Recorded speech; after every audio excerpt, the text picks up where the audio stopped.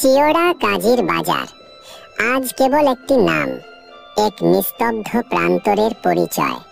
কিন্তু এইখানে, এই সবুজ আবরণের গভীরে একসময় মানুষের প্রাণবন্ত বসবাস ছিল।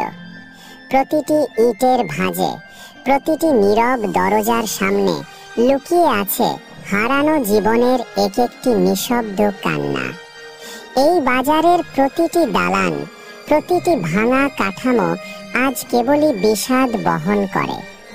একসময় যে স্থানটি ছিল মানুষের কোলাহলে মুখরিত, যেখানে জীবন চলত এক তীব্র গতিতে, আজ সেখানে শুধুই পচন আর শূন্যতা।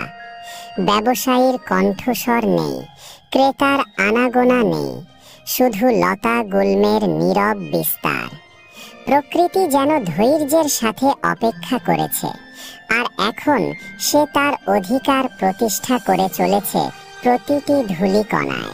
এই জনপদের শেষ প্রান্তে ছিল জ্ঞান ও আলোর উৎসগুলি, সেই স্কুল, সেই কলেজ আর সেই পবিত্র মাদ্রাসা।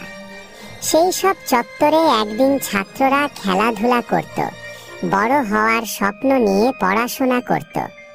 কিন্তু আজ তাদের সব হাসি, সব স্বপ্ন চাপা পড়ে আছে মাটির নিচে।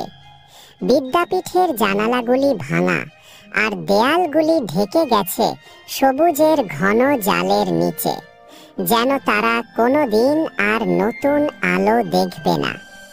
পুরনো সড়ক ধরে তাকালে কেবলই মনে হয়, কিভাবে এত দ্রুত একটি জনপদ বিলীন হতে পারে। পরিত্যক্ত যানবাহনগুলি মরচে ধরেছে, যেন তারা তাদের শেষ গন্তব্যে পৌঁছানোর আগেই থেমে গেছে। এই বিষাদের মূল কারণটি অতি সরল: মানব জীবন ক্ষণস্থায়ী, মানুষের তৈরি দালানও ক্ষণস্থায়ী।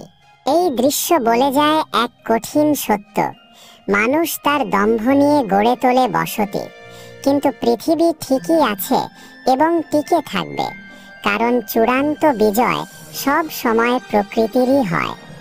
আর এই চিওড়া কাজির বাজার হলো সেই বিজয়ের এক করুণ সমাধি, হারিয়ে যাওয়া জীবনের প্রতি প্রকৃতির নীরব অথচ তীব্র আঘাত।